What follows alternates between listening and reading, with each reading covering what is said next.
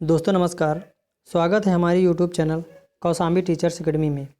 दोस्तों आज से हम लोग ईवीएस पेडागॉजी के क्वेश्चन को सॉल्व करेंगे और ध्यानपूर्वक सभी ऑप्शनों पर भी नज़र डालेंगे और इस बात का एनालिसिस भी करेंगे कि कौन सा ऑप्शन सही है और कौन सा ऑप्शन गलत है। अगर वो ऑप्शन गलत है तो क्यों गलत है और सही है तो क्यों सही है। दोस्तों सीटेड पेडागॉजी में थोड़ा सा ऑप्शन बड़े ज़रूर होते हैं, पर यदि ध्यान से ऑप्शन सॉल्व किए जाएं तो बहुत आसान भी लगते हैं।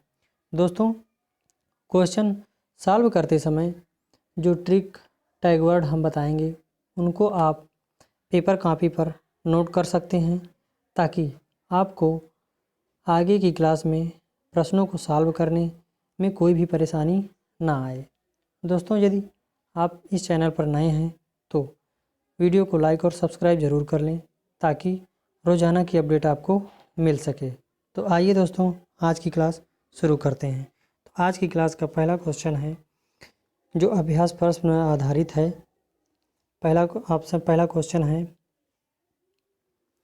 पर्यावरण अध्ययन के अंतर्गत निम्नलिखित में से किस विषय का अध्ययन किया जाना चाहिए।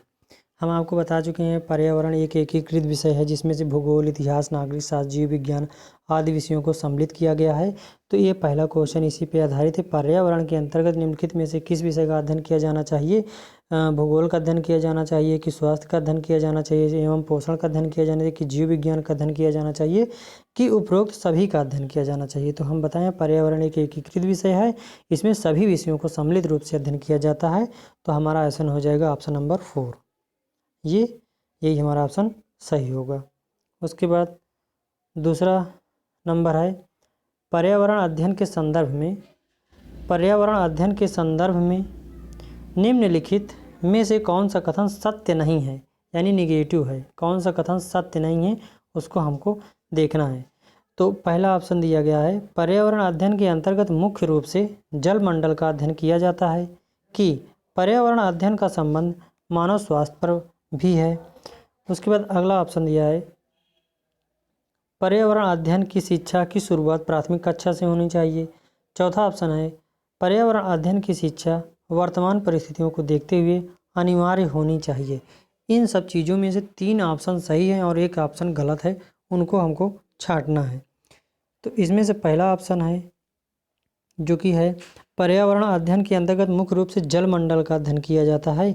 ये तो एक हिसाब से मुख्य पर्यावरण अध्ययन के अंतर्गत मुख्य रूप से जलमंडल का अध्ययन किया जाता है। फिर दूसरा ऑप्शन है, पर्यावरण अध्ययन का संबंध मानव स्वास्थ्य पर भी पड़ता है। फिर उसके बाद तीसरा ऑप्शन है, पर्यावरण अध्ययन की शिक्षा की शुरुआत जो है प्राथमिक कक्षा से होनी चाहिए। फिर चौथा ऑप्शन है, पर्यावरण अध्ययन की शिक्षा वर्तमान परिस्थितियों को देखते हुए अनिवार्य होनी चाहिए। तो इन सब में कौन सा ऑप्शन सही नहीं है, ये चीज़ का आपको पता लगाना है। तो आप बता सकते हैं कि कौन सा ऑप्शन सही नहीं है। तो इसमें ऑप्शन नंबर 1 को देखिए क्या कह रहा है, पर्यावरण अध्ययन के अंतर्गत मुख्य रूप से जल मंडल का अध्ययन किया जाता है। क्या ये बात सही है? नहीं, ये बात सही नहीं है, क्योंकि इसमें सभी जल मंडल, वायुमंडल, स्थल मंडल आदि सभी का अध्ययन किया जाता है। और ऑप्शन ये तीनों को देखिए, पर्यावरण अध्ययन का संबंध मानव स्वास्थ्य पर है, ये सही है। फिर उसके बाद पर्यावरण अध्ययन की शिक्षा की शुरुआत प्राथमिक कक्षा से होनी चाहिए, ये भी सही है, क्योंकि हम आपको थ्योरी में बताएं कि प्राथमिक कक्षा से पर्यावरण अध्ययन की शुरुआत होनी चाहिए। फिर चौथा ऑप्शन था, पर्यावरण अध्ययन की शिक्षा वर्तमान परिस्थितियों को देखते हुए अनिवार्य होनी चाहिए। क्यों दोस्तों? क्योंकि आजकल देखा जाता है पर्यावरण को बहुत हानि पहुंच रही है, पेड़ पौधे काटे जा रहे हैं, नदियाँ सूखती चली जा रही हैं। तो इसका ध्यान में रखकर वर्तमान परिस्थितियों को ध्यान में रखते हुए अनिवार्य होनी चाहिए, यानी पर्यावरण का अध्ययन सभी लोगों को करवाना या सभी बालकों को करवाना चाहिए। क्वेश्चन नंबर तीसरा क्या कह रहा है, पर्यावरण अध्ययन के शिक्षा के संदर्भ में निम्नलिखित में से क्या महत्वपूर्ण है। यानी इन पर्यावरण अध्ययन की शिक्षा के संदर्भ में जो है निम्नलिखित में से जो ऑप्शन दिए गए इसमें क्या सबसे ज़्यादा महत्वपूर्ण है, जो सबसे ज़्यादा अप्रोप्रिएट होगा वही हमारा आंसर होगा। तो विषय वस्तु का चयन सामाजिक परिप्रेक्ष्य में होना चाहिए, ऑप्शन नंबर 1। ऑप्शन नंबर 2, भिन्न भिन्न विषयों का एकीकरण होना चाहिए। ऑप्शन नंबर 3, पाठ्यक्रम द्वारा छात्रों को सामाजिक, भावनात्मक तथा आध्यात्मिक पक्षों के विकास पर क्या करना चाहिए, बल देना चाहिए। या उपरोक्त चारों ऑप्शन सही है। तो इसमें कौन सा ऑप्शन सही होगा? तो इसमें क्या होगा, जो पर्यावरण शिक्षा के संदर्भ में निम्नलिखित में से क्या महत्वपूर्ण है? तो देखते हैं क्या महत्वपूर्ण है। हर विषय वस्तु का चयन सामाजिक परिप्रेक्ष्य में होना चाहिए, ये सही है। यानी सामाजिक परिप्रेक्ष्य में विषय वस्तु का चयन होना चाहिए। समाज के लिए क्या अच्छा है क्या बुरा है, इसको ध्यान में रखकर विषय वस्तु का चयन होना चाहिए। भिन्न भिन्न विषयों का एकीकरण होना चाहिए। ये भी एकीकरण भी ईवीएस पेडागॉजी में एक ट्रिक का काम करता है। भिन्न भिन्न विषयों का हम बताए हैं ना, भिन्न भिन्न एकीकृत में, एक पर्यावरण जो है एकीकृत विषय है, तो एकीकरण होना चाहिए, ये भी सही है। उसके बाद तीसरा है, पाठ्यक्रम द्वारा छात्रों को सामाजिक, भावनात्मक, आध्यात्मिक पक्षों का भी विकास पर बल देना चाहिए, ये भी सही है। तो अब इसमें ऑप्शन नंबर डी जो उपयुक्त सभी होगा वही सही हो जाएगा। अगला क्वेश्चन है चौथा दोस्तों, पर्यावरण अध्ययन का बालक के भविष्य में क्या संबंध है? यानी पर्यावरण अध्ययन का बालक के भविष्य में क्या संबंध है? तो इसको देखते हैं। तो बालक भविष्य में एक व्यक्ति के रूप में अपने पर्यावरण से ही जीवन यापन करेगा। ऑप्शन नंबर 2, पर्यावरण के ज्ञान के बाद बालक भविष्य में इसका दोहन अच्छी तरह से कर पाएगा। बालक भविष्य में इसी क्षेत्र में रोजगार प्राप्त करेगा। ऑप्शन नंबर 4, बालक के भविष्य से पर्यावरण का कोई संबंध नहीं है। कह रहा है पर्यावरण अध्ययन का बालक के भविष्य में क्या संबंध है, यानी क्या चीज़ जरूरी है। तो सबसे पहली बात तो ये कहा है चौथा नंबर, बालक के भविष्य का पर्यावरण में कोई संबंध नहीं, यही ऑप्शन ये गलत हो गया, इसको हम छोड़ देंगे। उसके बाद बालक भविष्य में इसी क्षेत्र में रोजगार प्राप्त करना एक निगेटिव टैग वर्ड होता है, तो ये जहाँ रहेगा ये निगेटिव कहलाएगा। ये ऑप्शन बालकों को रोजगार दिलाने के लिए नहीं होता है और इसलिए ये निगेटिव माना जाता है, तो ये भी गलत हो गया। उसके बाद पर्यावरण के ज्ञान के बाद बालक भविष्य में क्या करेगा, इसका दोहन अच्छी तरह से कर पाएगा। या तो एक ऑप्शन बचा है, बालक भविष्य में एक व्यक्ति के रूप में अपने पर्यावरण में ही जीवन यापन करेगा।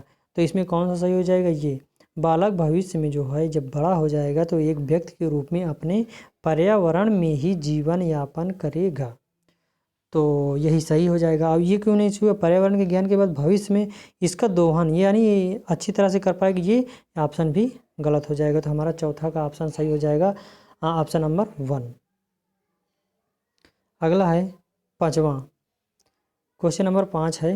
क्या कह रहा है, किस आयु वर्ग का बालक पर्यावरण में होने वाली घटनाओं को में जिज्ञासा तो अधिक रखता है लेकिन उसकी अवधारणाओं को समझने में असमर्थ होता है? यानी इसका कहने का मतलब है किस आयु का बालक जो है पर्यावरण की घटनाओं को, जैसे पतंग कैसे उड़ती है, पेड़ कैसे बढ़ते हैं, हवा कैसे चलती है, इन सब चीज़ों को क्या करता है, अवधारणाओं को समझने में असमर्थ होता है लेकिन जानने की जिज्ञासा रखता है। तो ये आयु कौन सी होती है, ये आयु होती है 5 से 7 वर्ष तक। 5 से 7 वर्ष तक का बालक आप देखे होंगे दोस्तों, बहुत क्वेश्चन करता है कि कैसे क्या होता है ये वो, तो इसमें पांचवा का हो जाएगा ऑप्शन नंबर 1। अगला है क्वेश्चन नंबर 6। क्वेश्चन नंबर 6 क्या कह रहा है, पर्यावरण अध्ययन के शिक्षक होने के नाते आप निम्नलिखित में से कौन सा कार्य करना पसंद नहीं करेंगे? नहीं है, निगेटिव है दोस्तों, इसको ध्यान में रखिएगा। पर्यावरण अध्ययन के शिक्षक होने के नाते आप निम्नलिखित में से कौन सा कार्य करना नहीं पसंद करेंगे? तो पहला ऑप्शन है, विद्यालय परिसर की स्वच्छता के लिए यथासंभव प्रयास करते हुए आवश्यकता पड़ने पर स्वयं इसका सहयोग करेंगे। ऑप्शन नंबर 2 है, क्या है, विद्यालय में होने वाले समारोह के लिए खुली जगह की आवश्यकता को ध्यान देते हुए या देखते हुए विद्यालय के उद्यानों के पेड़ पौधों की कटाई करना। या ऑप्शन नंबर 3 है, पर्यावरण जागरूकता के लिए समय समय पर विभिन्न प्रकार के कार्यकलापों में बच्चों को संलिप्त कराना।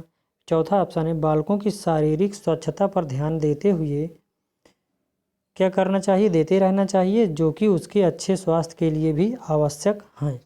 तब इसमें क्वेश्चन क्या बोला था, इसमें क्वेश्चन बोला था निम्नलिखित में से पर्यावरण के शिक्षक होने के नाते निम्नलिखित में से कौन सा कार्य आप नहीं करेंगे?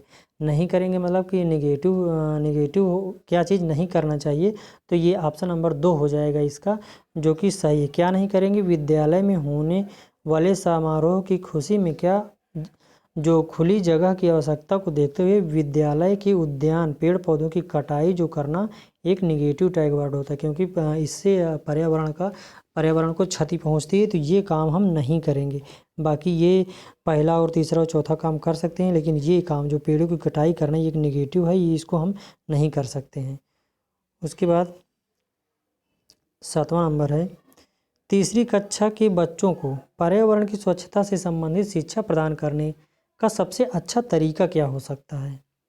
यानी बच्चा तीसरी क्लास में है, पर्यावरण की स्वच्छता से संबंधित शिक्षा प्रदान करने का सबसे अच्छा तरीका क्या हो सकता है। ऑप्शन नंबर 1, स्वच्छता पर एक व्याख्यान देना चाहिए, स्वच्छता के लाभ की शिक्षा देने वाली एक कहानी सुनाना चाहिए, कि बच्चों के शारीरिक एवं उसके परिवेश को स्वच्छ में रखते हुए उसमें स्वच्छता संबंधी आदतों का विकास करने संबंधी विभिन्न गतिविधियों में संलिप्त रहना चाहिए, या स्वच्छता पर व्याख्यान देने के बाद इसके लाभ की शिक्षा देने वाली एक कहानी सुनाना चाहिए। तो इसमें क्या हो जाएगा, तो इसमें हो जाएगा, क्या कह रहा है क्वेश्चन पहले पढ़ते हैं। तीसरी कक्षा में बच्चों को पर्यावरण की स्वच्छता से संबंधित शिक्षा प्रदान करने के लिए सबसे अच्छा तरीका क्या हो सकता है। तो सबसे अच्छा तरीका ऑप्शन नंबर 3 को देखिए, बच्चों के शारीरिक एवं उसके परिवेश को स्वच्छ रखते हुए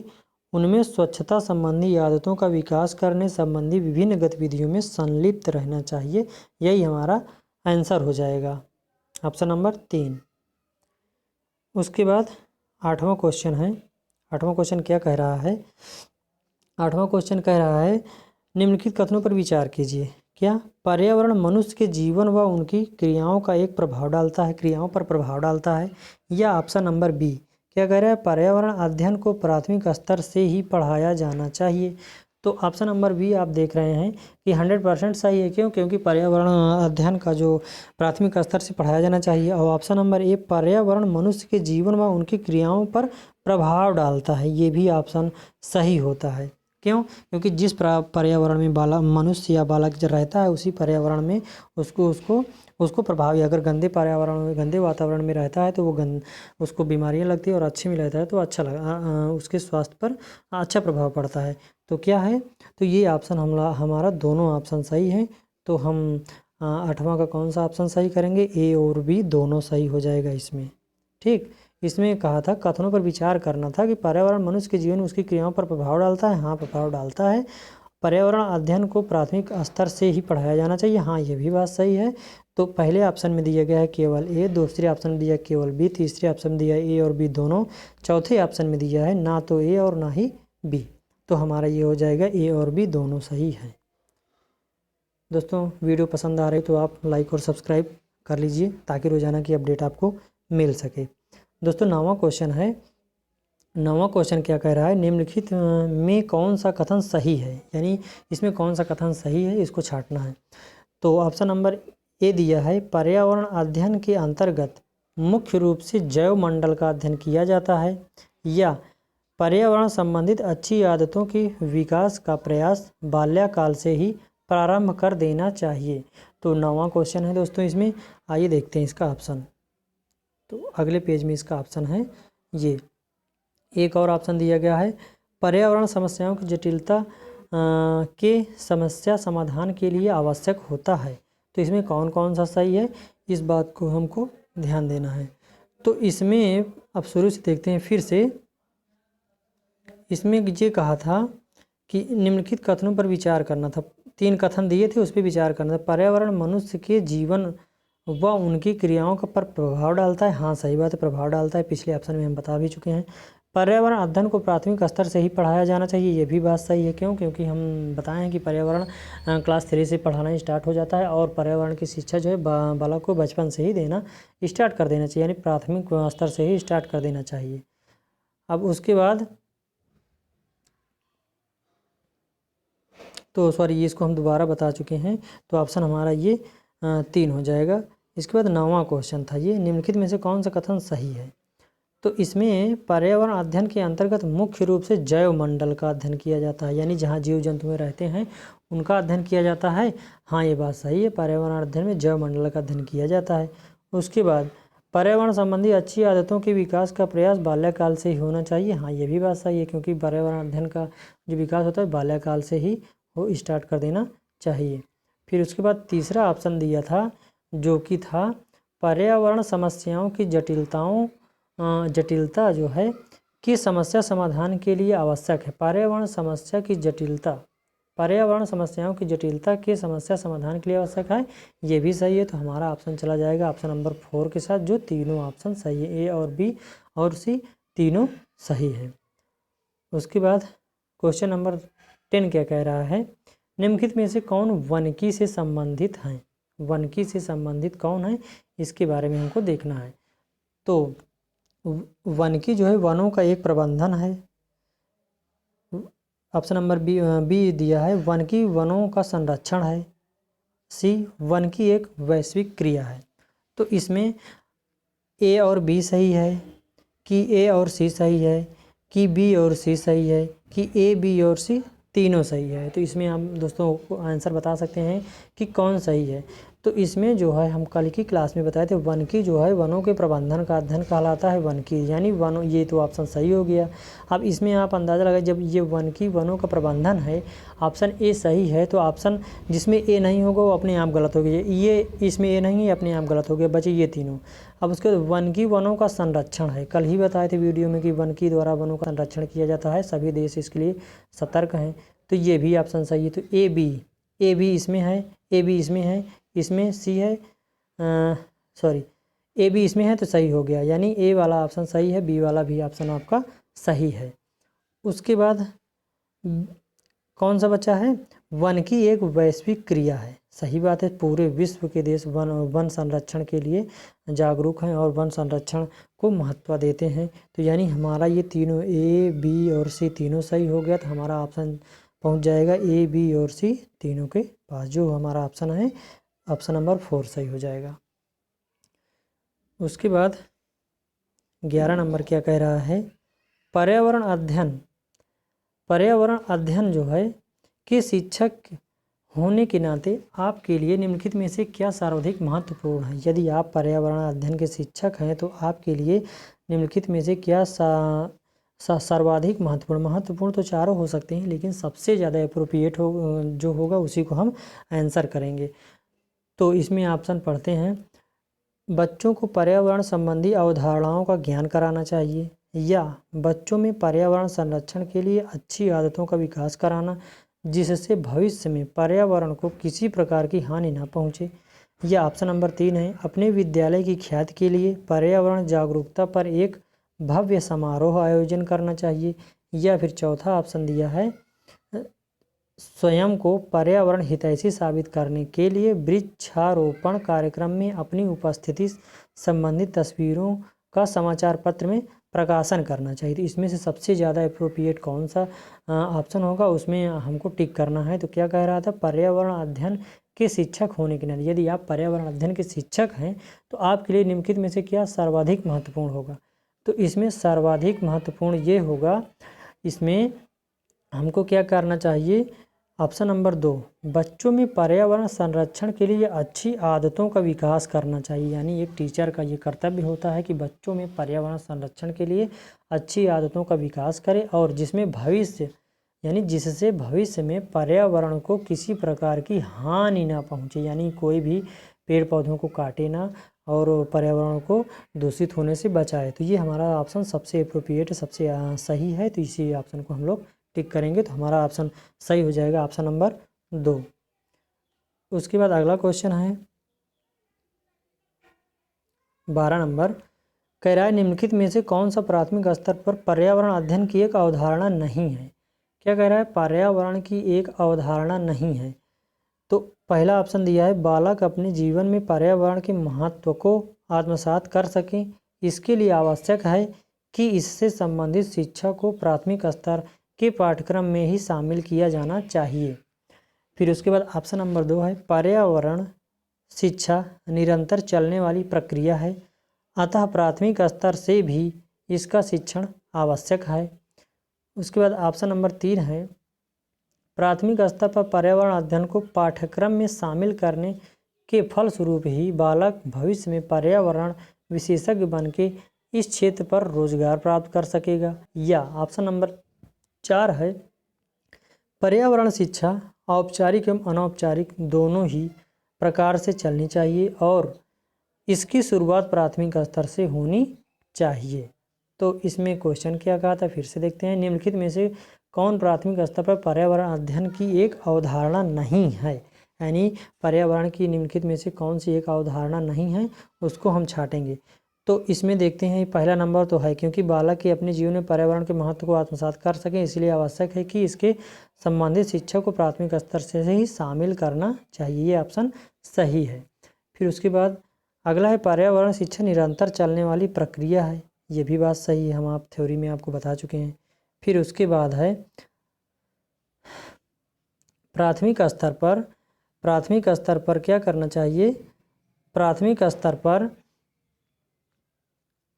पर्यावरण अध्ययन को पाठ्यक्रम में शामिल करने के फलस्वरूप ही भविष्य में पर्यावरण विशेषज्ञ बनकर इस पर रोजगार प्राप्त करना। ये हम आपको बताएं, रोजगार प्राप्त करना एक निगेटिव टैग वर्ड होता है, तो यही हमारा आंसर हो जाएगा इस क्वेश्चन के परिप्रेक्ष्य में। और बाकी तीनों ऑप्शन चौथा, दूसरा और पहला सही है। इसमें ये कहा गया है, प्राथमिक स्तर पर पर्यावरण अध्ययन को पाठ्यक्रम में शामिल करने के फलस्वरूप ही भविष्य में पर्यावरण विशेषज्ञ बनकर इस पर रोजगार प्राप्त करना, ये गलत बात होती है। ये सीटेट की दृष्टि से नेगेटिव टैग वर्ड है, इसलिए हमारा ऑप्शन नंबर तीसरा हो जाएगा। उसके बाद हम 12 क्वेश्चन तक हो गए हैं। अब 13वां क्वेश्चन क्या कह रहा है, 13वां क्वेश्चन कह रहा है, पर्यावरण को प्राथमिक स्तर के पाठ्यक्रम में शामिल करना क्यों आवश्यक है। ये 13वां क्वेश्चन है, तो शामिल करना क्यों आवश्यक है। तो पहला ऑप्शन है, बालक को पर्यावरण की अवधारणाओं को समझाने के लिए प्राथमिक स्तर पर इसे पाठ्यक्रम में शामिल किया जाना चाहिए। या बालक पर्यावरण से संबंधित प्रश्नों को सही उत्तर दे सकें इसके लिए आवश्यक है कि इसे प्राथमिक स्तर पाठ्य पुस्तकों में शामिल किया जाना चाहिए। या ऑप्शन नंबर 3 है, पर्यावरण की शिक्षा यदि प्राथमिक स्तर से ही दी जाए तो वे आगे चलकर इस क्षेत्र में रोजगार प्राप्त कर सकते हैं।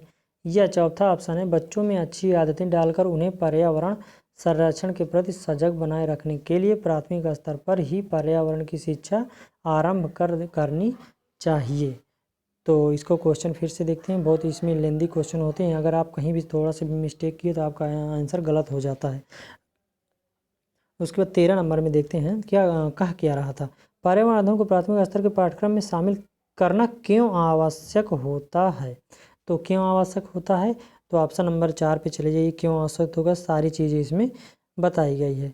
क्या बताई गई है, बच्चों में अच्छी आदतें डालकर उन्हें पर्यावरण संरक्षण के प्रति, यानी पर्यावरण को बचाने के प्रति, संरक्षण के प्रति सजग बनाए रखने के लिए प्राथमिक स्तर पर ही पर्यावरण की शिक्षा आरंभ कर देनी चाहिए। यही हमारा आंसर हो जाएगा।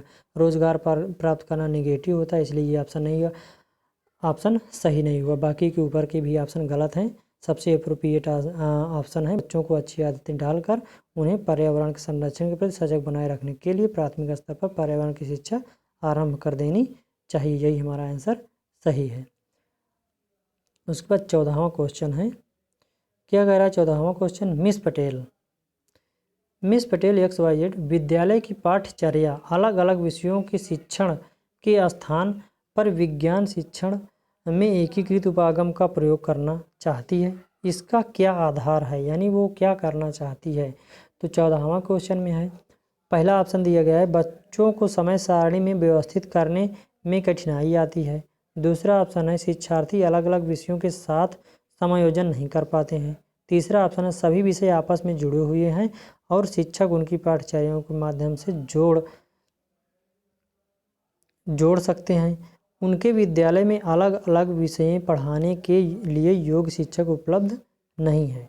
तो इसमें ऑप्शन कौन सा सही हो जाएगा, मिस पटेल क्या करना चाहती है, विद्यालय की प्राचार्य, यानी मिस पटेल जो विद्यालय की प्राचार्य है, अलग अलग विषयों के शिक्षण के स्थान पर क्या करती है, विज्ञान शिक्षण में एकीकृत उपागम का क्या करती है, प्रयोग करना चाहती है। तो इसका आधार क्या, यानी ये करना क्या चाहती है। शिक्षकों की समय सारणी, यानी ये गलत, निगेटिव टैग वर्ड है, समय सारणी निगेटिव टैग वर्ड होता है। शिक्षार्थी अलग अलग विषयों के संयोजन नहीं कर पाते हैं, ये भी गलत है।